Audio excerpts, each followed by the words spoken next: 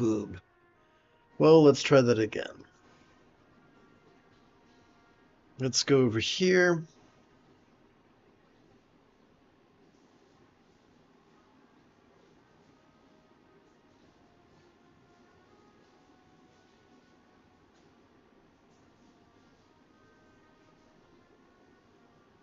Well, I'm having all kinds of technical difficulties. Please bear with me.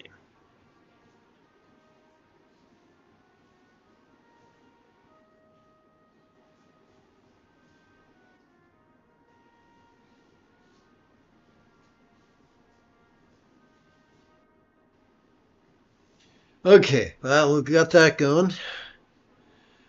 Okay, let's start from the top.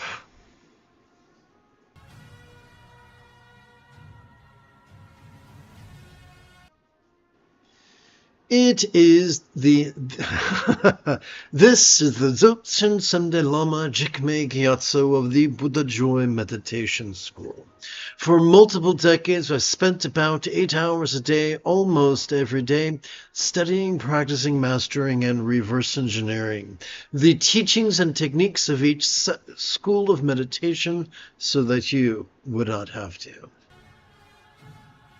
It is Rey Skywalker Sunday evening. Come, let us meditate like a Jedi. After we chant Dujum Jigtral Rinpoche's spontaneous song of our real nature.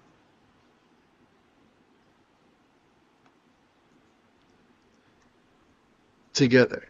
The essence never changing, the natural and elaborated condition, primordially pure, profoundly luminous, you who dwell in the youthful vast body, Dharmakaya Guru Yeshe Dorje care for me, inspire me to gain the vast assurance of the view.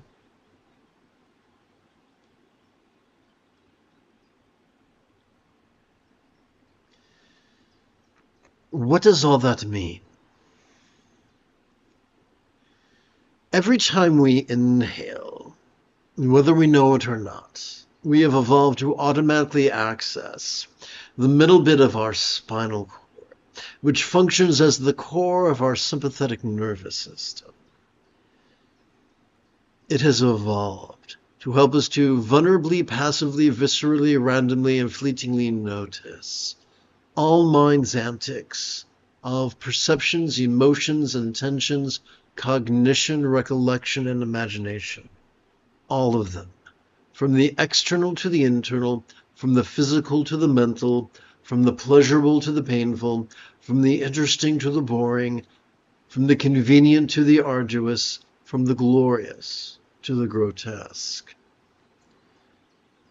This is what is meant by unelaborated and profoundly luminous. Luminous just means, for instance, when we shed a light on something, we are directing our intention towards something. And that is what this is referred to right here. What is meant by primordially pure view?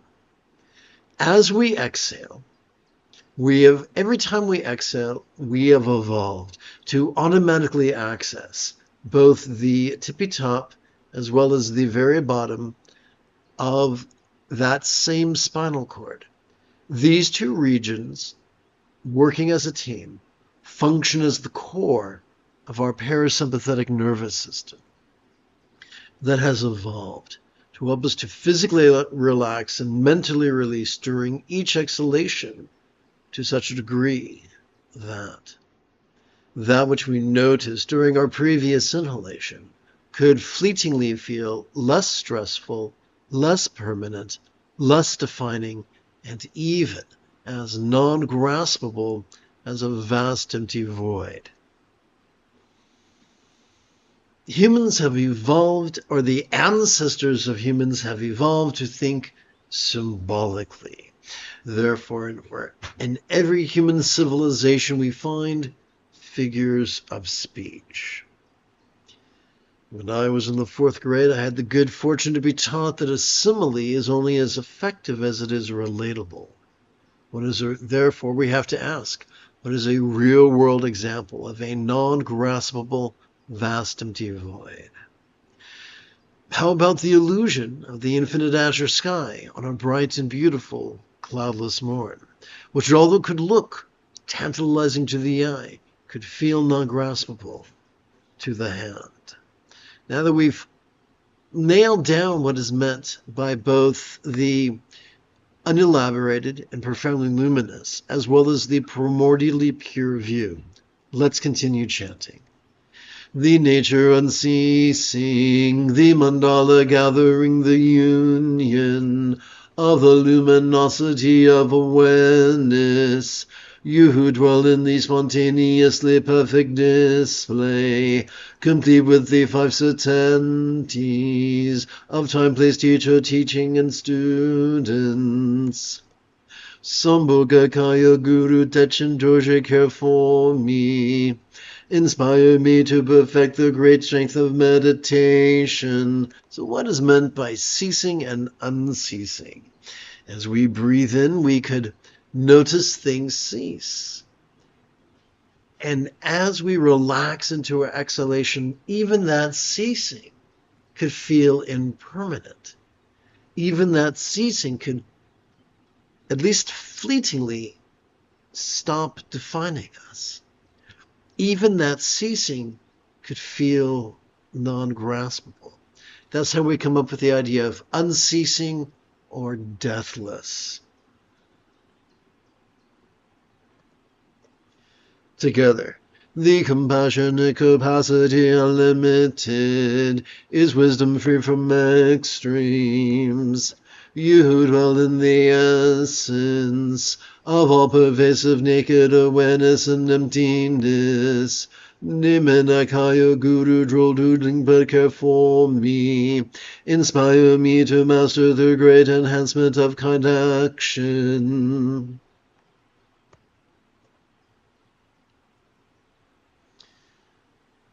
Sturgeon's Law reminds us that 90% of everything sucks.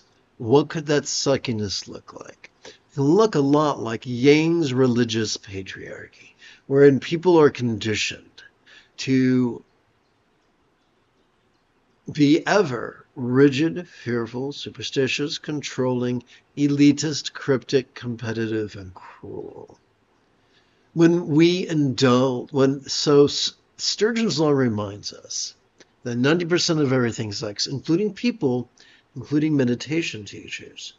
So when 90% of the meditation teachers who are rigid and controlling tell us to actively concentrate and actively contemplate, we can so exhaust both our medial and dorsolateral prefrontal cortices that we trigger our amygdala, the seat of both anxiety and aggression, which really sucks.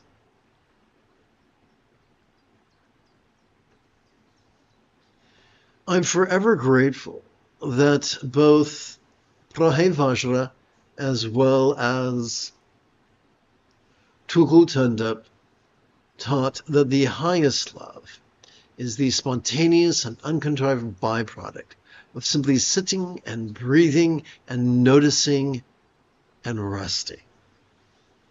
Or in other words, the byproduct of passively cooperating with our sympathetic and parasympathetic nervous systems. Let's chant. The primordial ground of self-awareness is unmoving and unchanging. Whatever rises as the play of the Dharmakaya is neither good nor bad. Since this present awareness is the actual Buddha, I find the inner Lama of openness at ease within this heart. When I realize that this genuine mind is the very nature of the Lama, there is no need for prayers of dread or desire. So, Consider, if you will, bovine relations. A calf is born with the instinct to stay close to mom. The udders kept the calf fed. Mom's horns keep the calf protected. When the calf grows, or as the calf grows into a cow or a bull, it no longer requires mom's udders for it can eat the grass. It no longer requires mom's horns for it can defend itself. And it's the vertical devotion of calf to cow is replaced with the horizontal caring for the remainder of the herd, part of a bovine community. Similarly, when humans start off learning anything new that's important to them, they have a relationship towards their teacher, which is not dissimilar from the devoted relationship of a child to its parent. Once they come to master that subject, they cease to have a vertical relationship with their teacher, instead of a horizontal relationship with their teacher.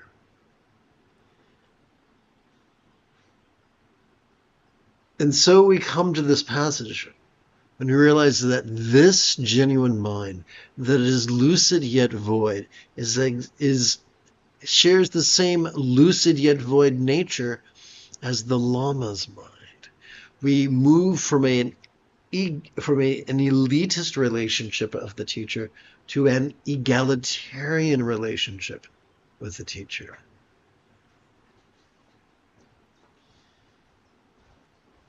That which helps us to understand the lucid yet void nature of our mind is the noticing and relaxing that provide all the prosperity and protection that we desire. I'm going to change that.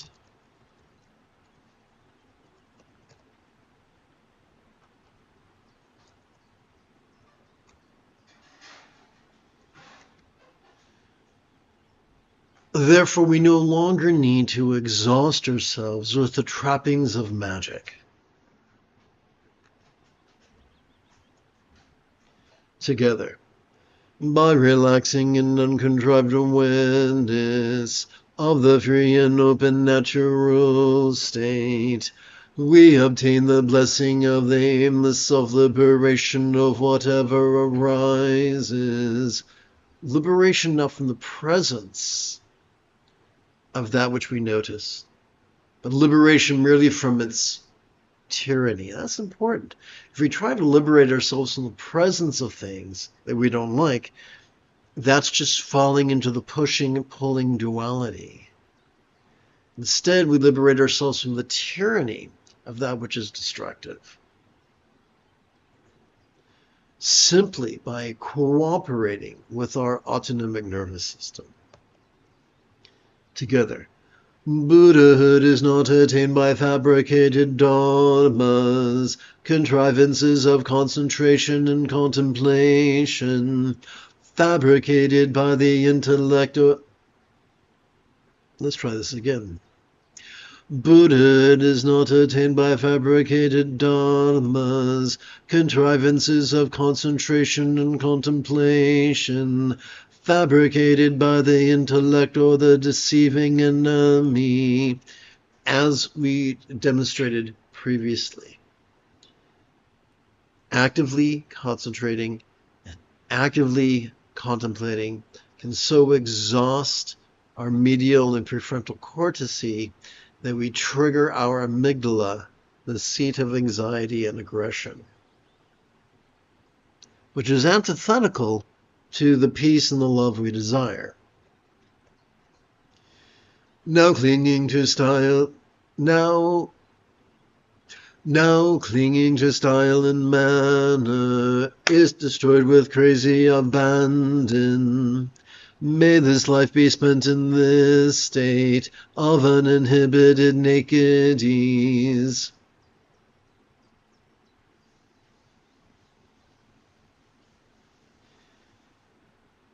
We wish to live our life in a manner that is described as being vulnerable and passive and visceral and random. Or in other words, and I think this is, I want to search for a better image. Please wait for me while I do that.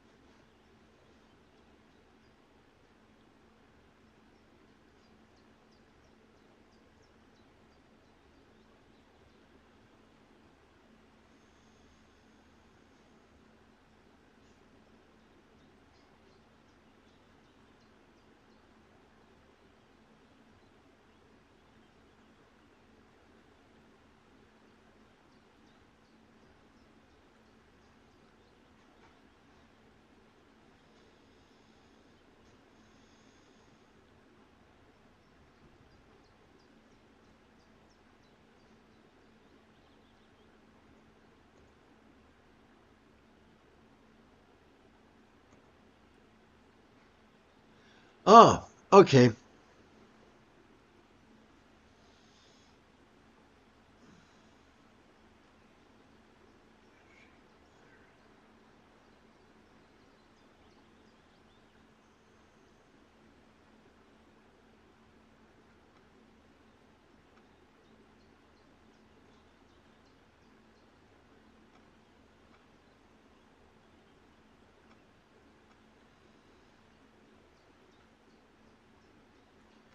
Please bear with me.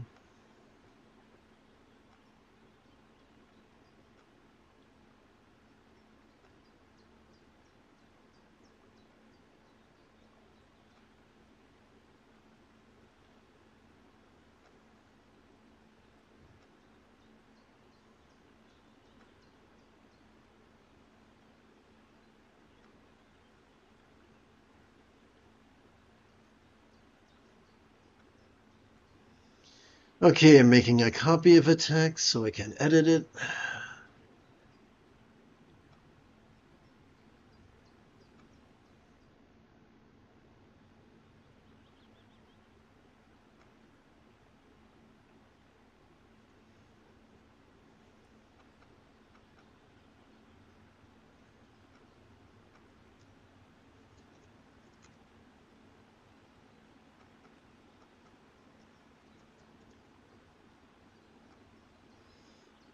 Okay, let's share and download 1 and download 2.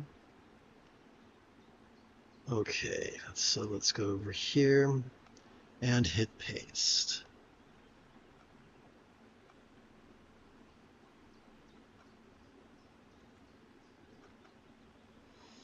Okay, thank you for your patience.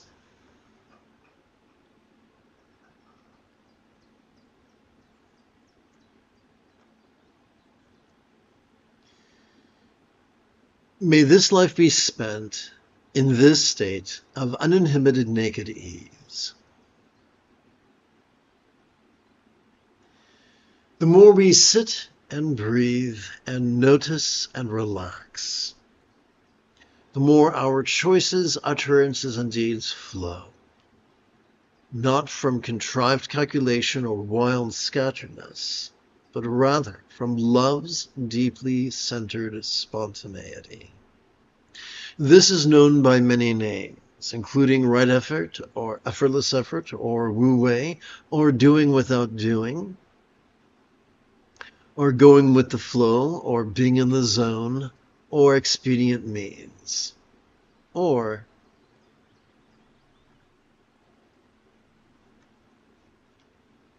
uninhibited naked ease.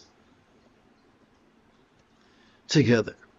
Joyful in all action, the Dzogchen yogi, happy in any company, child of Padmakara, Lord who has no pure great treasure, revealing Lama, Dharma without equal, hot essence of the Khandros, having naturally purified the great illusion, the heart's darkness, the radiant light of the unobscured sun continuously arises. This good fortune is the kindness of the inner Lama of our awareness and release our only mother and father.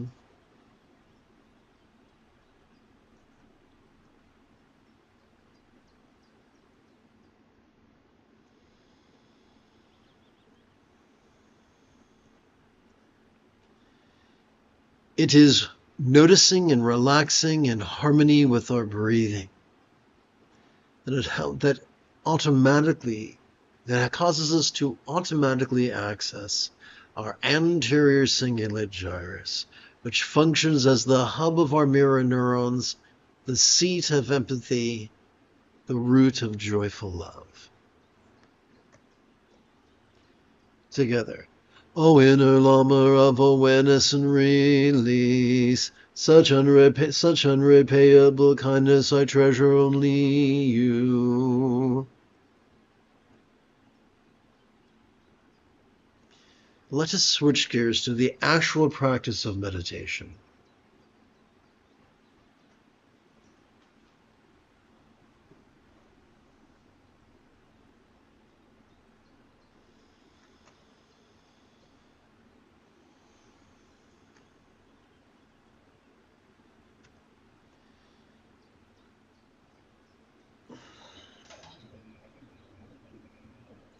Instead of exhausting the front part of our brain through active focus, let us emulate the archetype of an enthusiastic piano student who is so enthralled with both the score and the keyboard that they merely hold the sound of the metronome in passive peripheral awareness.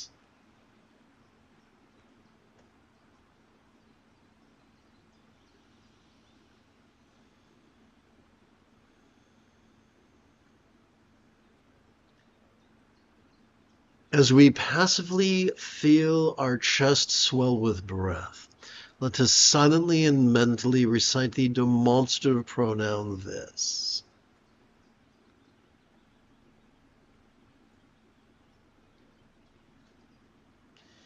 As we passively feel our chest gently sink as we exhale, let us silently and mentally recite the verb ease.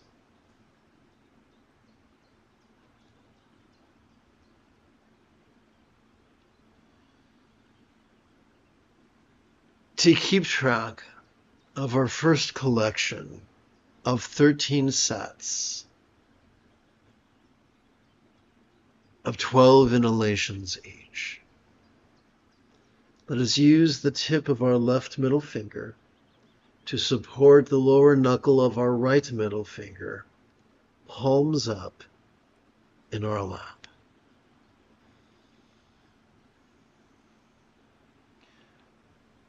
To count the next 12 inhalations, let us make use of our right hand. In advance, and every time we inhale, while silently and mentally reciting the demonstrative pronoun this, let us advance our right thumb, beginning with the lower set of creases on our right little finger, and concluding with the upper set of creases, our right index finger. Together, let us practice right now.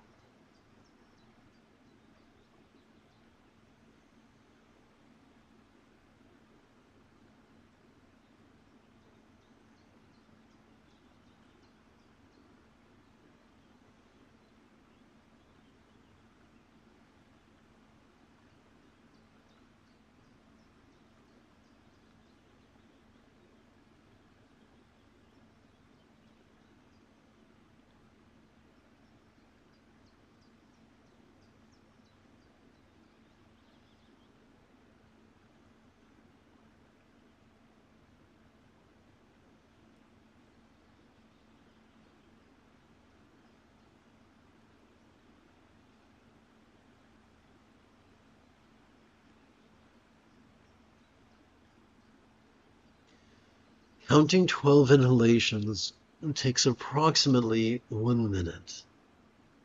So if we'd like to meditate for an additional 12 minutes, it could behoove us to keep track of an additional 12 sets of 12 inhalations each. To keep track of our next set of 12 inhalations, let us touch the tip of our left thumb to the lower set of creases of our left middle finger. Oopsie, I take that back. Let us touch the tip of our left thumb to the lower set of creases of our left little finger, and then return our attention to our right hand.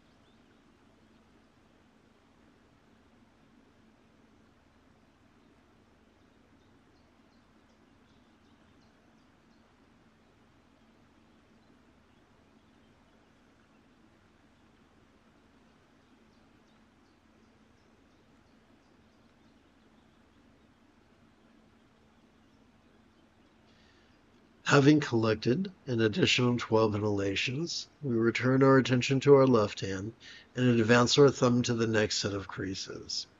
And thus you get the basic idea of how we can keep track of 12 sets of 12 inhalations each. It's most ergonomically sound that we rest our hands palms up in our lap.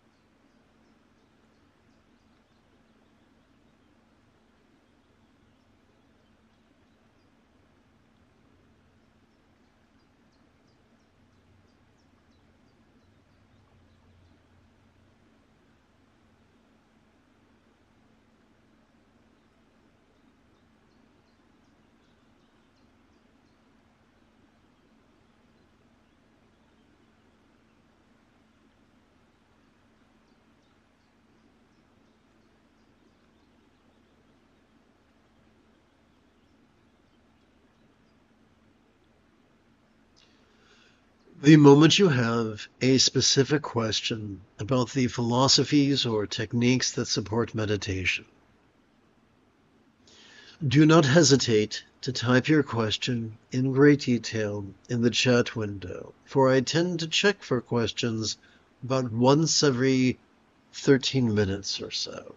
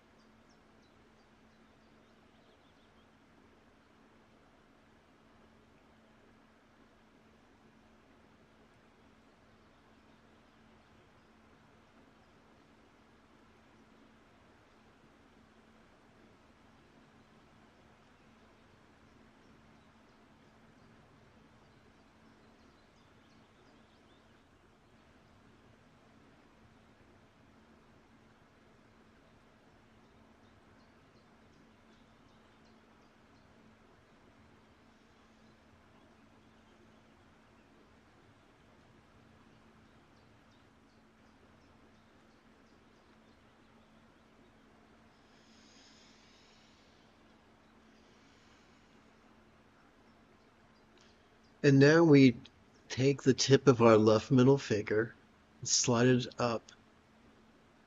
Let me get this out of the way. Slide it up our right middle finger until it comes to the middle knuckle of our right middle finger.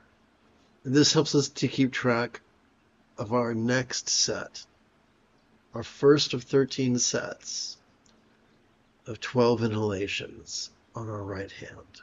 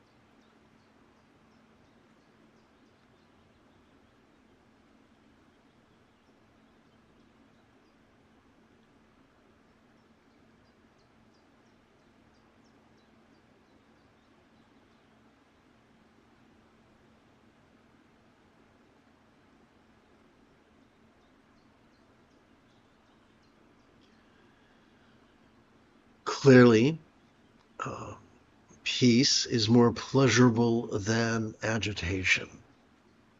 What do they have in common? They're both emotions. As we relax into our exhalation, whatever peace or agitation we noticed during our previous inhalation could feel as if they were melting into the simplicity of just emotion.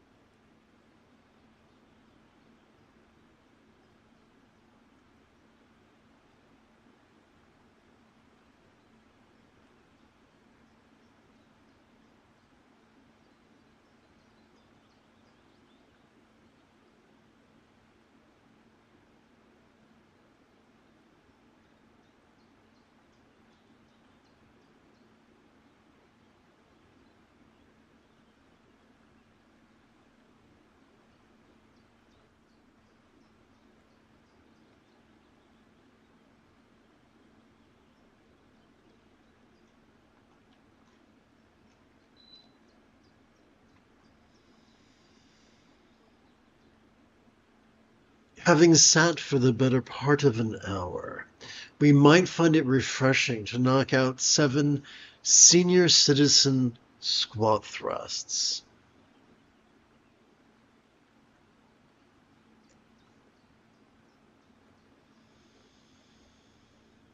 And therefore, I'm going to, if you wish to join me, I'm going to swing the laptop about so that you get a view of my yoga mat.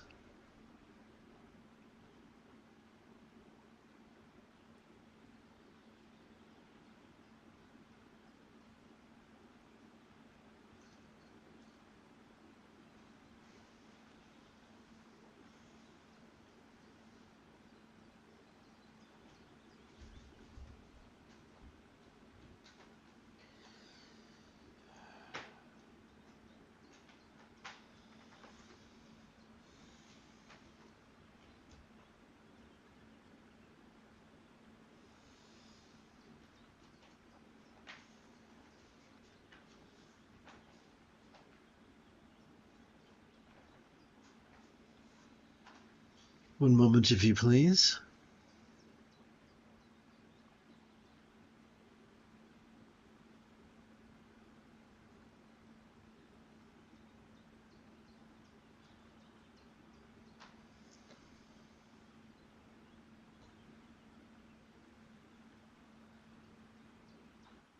Okay, here we go.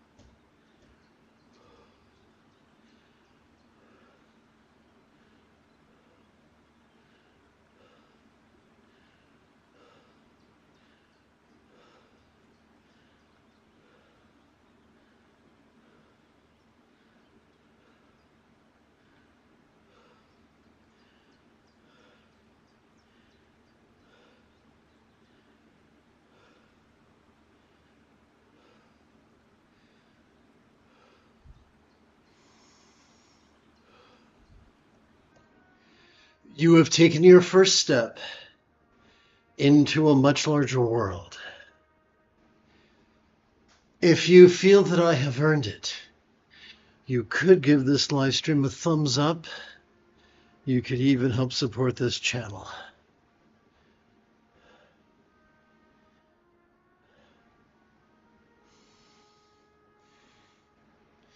For Meditate Like a Jedi is made possible thanks to the generosity of viewers just like you. In approximately 11 hours, I would very much like to return to lead tomorrow's dawn practice of Meditate Like a Jedi. And if you are as geeky as me, may the Force be with you always.